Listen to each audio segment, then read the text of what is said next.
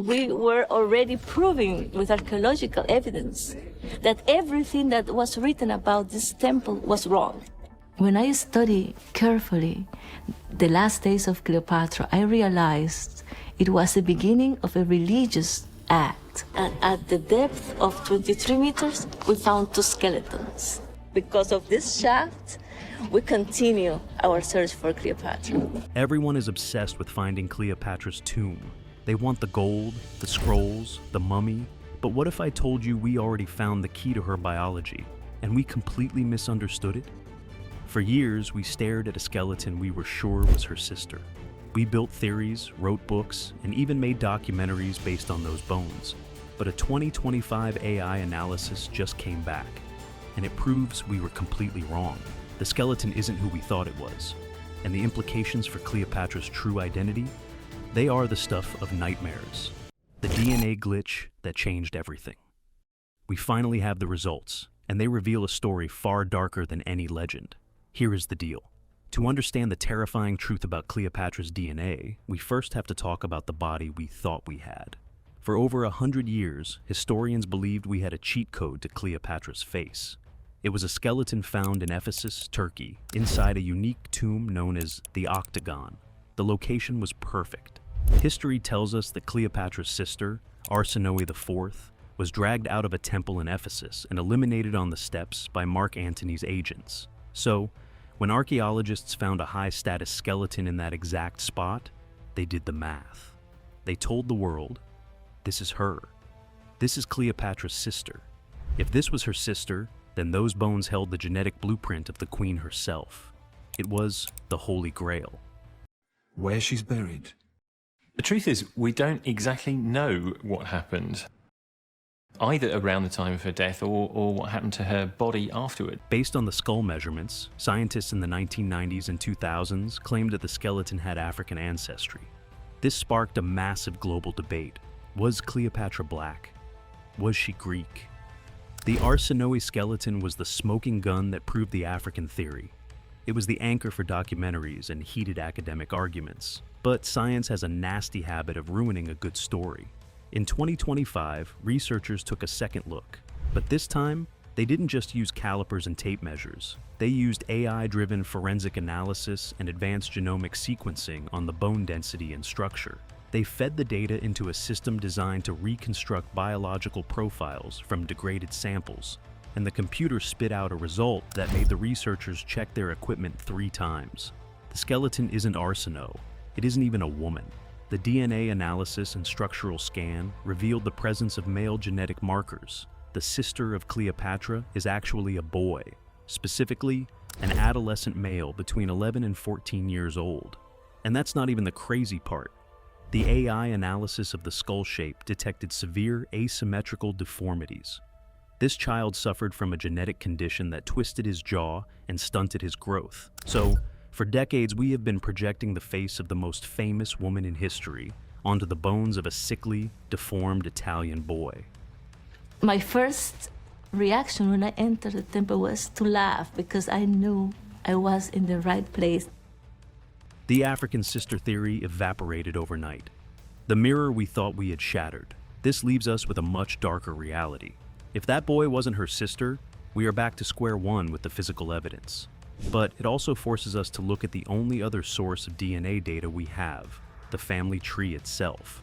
And when you feed that data into a genetic model, the results are far more terrifying than a simple case of mistaken identity. The boy in the tomb might not be her sister, but his deformities point to a curse that Cleopatra herself could not escape. This biological reality brings us to the most disturbing part of her lineage, the genetic time bomb. What most people don't realize is that Cleopatra wasn't just an Egyptian queen. She was the final product of the most dangerous breeding program in human history. Her family, the Ptolemies, were Greek. They descended from one of Alexander the Great's generals, but when they got to Egypt, they adopted a very specific pharaonic tradition to keep their power pure. They stopped marrying outsiders. They married each other. And I don't mean distant cousins. I mean brother and sister, uncle and niece. Cleopatra's parents were likely full siblings. Her grandparents were uncle and niece. In a normal family tree, the branches grow outward. You have 2 parents, 4 grandparents, 8 great-grandparents. It's an inverted pyramid of genetic diversity. But in Cleopatra's tree, the branches twist back in on themselves. It's a straight line. Geneticists use a metric called the coefficient of inbreeding. To put this in perspective, the child of 2 first cousins has a coefficient of about 6%. The famous Habsburg king of Spain, Charles II, a man so deformed he couldn't chew his own food and possessed a heart the size of a peppercorn, had a coefficient of about 25%. Cleopatra? AI models estimate her coefficient was over 45%. Biologically speaking, she should not have been a beauty queen. She should have been a medical anomaly. When you run a simulation on a human being with that level of homozygosity, which means having 2 identical copies of every gene, the safety nets of biology vanish. Usually, if your mother gives you a bad gene, your father gives you a good one to mask it. But Cleopatra's parents had the same bad genes. There was nowhere to hide. We see the horror of this in her ancestors. Her great-uncle, Ptolemy VIII, was known as Physcon, or potbelly. But historical records describe something far worse than just obesity. They describe a man with short, deformed limbs, a massive swollen neck, and bulging eyes. He suffered from episodes of psychosis and lethargy. These are classic symptoms of multi-organ fibrotic conditions and severe endocrine disorders. Her father, Ptolemy XII, was called the flute player. He was described as weak, soft, and erratic. And then, out of this genetic cesspool comes Cleopatra. History tells us she was brilliant, energetic, and captivating. She spoke 9 languages. She worked all night. She commanded fleets. So, here's the million-dollar question. Was she a genetic miracle who somehow dodged the bullet? Or have we been misinterpreting the signs of her illness as personality quirks for 2,000 years? The AI models suggest that the boundless energy historians praise might have actually been a symptom. High intelligence combined with manic energy, insomnia, and rapid speech patterns often correlates with Graves' disease, an autoimmune disorder common in highly inbred populations. She wasn't just a night owl. She might have been physically incapable of calming down because her thyroid was flooding her system with adrenaline. The fire in her eyes that seduced Caesar? That could have been exophthalmos, the bulging eyes associated with the disease. She was fighting a war against Rome, yes, but her biggest enemy was likely her own metabolism. If her biology was failing her, she needed a way to mask the symptoms to survive. The chemistry of survival. This changes everything about how we see her. If we accept the high probability that Cleopatra was suffering from the genetic fallout of her family, her actions stop looking like vanity and start looking like survival. It's very possible Cleopatra could have been buried in a similar shaft underneath a temple. There are actually quite a lot of examples of high-status, royal even individuals, royal women in particular, being buried in shaft tombs within temple complexes. Think about her obsession with cosmetics. We know she wrote a medical treatise called Cosmeticon. Fragments of it were quoted by ancient doctors like Galen. For centuries, we dismissed this as a woman just being into makeup.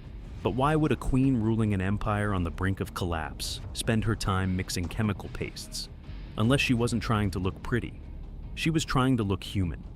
If she inherited the potbelly gene or the skin lesions common in her family, her makeup wasn't about allure, it was camouflage. She was likely using toxic lead-based coal to reshape eyes that were bulging from thyroid issues. She might have designed those famous broad collars and heavy jewelry to hide a goiter or a swollen neck. And then there is the pearl. Everyone knows the story.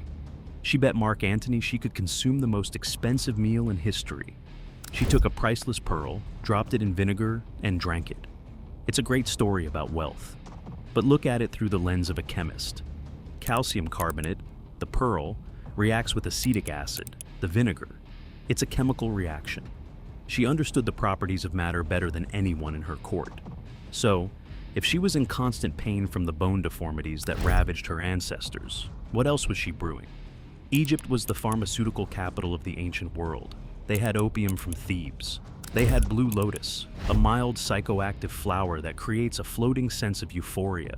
They had kai-fi, a sedative incense. The seductive, dreamlike atmosphere she created on her barge wasn't just for romance. It was likely a controlled environment designed to manage her symptoms. A woman trembling with Graves' disease tremors or aching from inbred joints would need a cocktail of sedatives just to sit still on a throne for hours. She was arguably the world's first biohacker, a brilliant mind trapped in a failing body, using every trick of botany and chemistry to project the image of a living goddess while privately treating herself like a critical patient. And this leads us to the most heartbreaking realization. She knew. She saw her brothers, one drowned in the Nile, the other eliminated. She saw the deformities in her cousins. She knew the line was ending. This explains why she never had children with her brother husbands. Tradition demanded it, but she refused. She turned to Julius Caesar and Mark Antony, men with fresh Roman DNA. She wasn't just building a political alliance, she was executing a biological rescue mission. She was desperately trying to widen the gene pool to save her children from the biological anomalies that lived in her own blood. But she ran out of time. Now, modern science is racing to uncover the final piece of the puzzle. The door is about to open right now. The theory is about to crash into reality. Because while the AI analyzes the data, Kathleen Martinez is digging up the proof. For 20 years, Martinez, a criminal lawyer turned archaeologist, has ignored the mainstream experts who said Cleopatra is lost underwater in Alexandria. She pointed to a temple 30 miles west, Tap Osiris Magna, the great tomb of Osiris. And in the last few years, the ground has finally started talking back. In 2022, they found the geometric miracle, a massive tunnel carved through bedrock, 6 feet high, and stretching nearly a mile. Well, we started excavating here, close between the lighthouse and the temple. And we uncovered the first steps.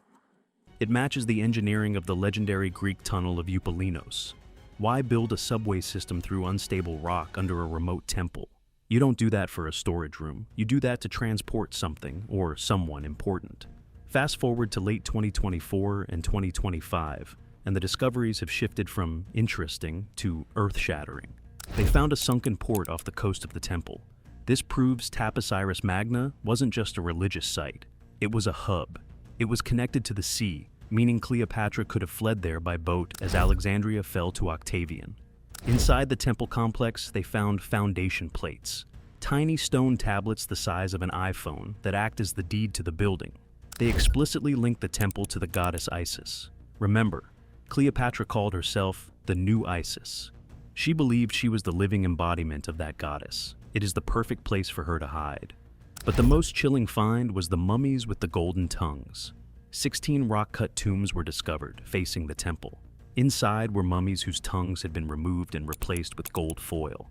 In Egyptian mythology, a golden tongue allows the dead to speak to Osiris, the lord of the underworld. These weren't peasants. These were courtiers, high-ranking elites, and they were all buried facing the same spot, as if they were waiting for someone. They were the entourage of a queen, waiting for her to address the gods. Martinez believes she has found the necropolis. She has found the front door. She was a mother, she was a wife, she was a queen, she was a goddess. And the tunnel leads straight to a submerged section of the complex that has been protected by the mud and the sea for 2 millennia. If she breaks through that final seal, we won't just find gold, we will find the biological truth. So, here's the question that should keep you up at night. If Kathleen Martinez opens that sarcophagus tomorrow, which Cleopatra will we find? Will it be the Hollywood beauty who defied the odds? Or will we find the small, frail bones of a woman who spent her life in pain, hiding a genetic nightmare behind a mask of gold? The AI says we should prepare for the anomaly, but history says she was a god. Maybe, just maybe, she was both. What do you think? Was Cleopatra a victim of her own DNA, or was she the genius who outsmarted biology? Let me know your theory in the comments below. And if you want to see the moment they open the tomb, make sure you hit that subscribe button and turn on notifications. You do not want to miss what comes next.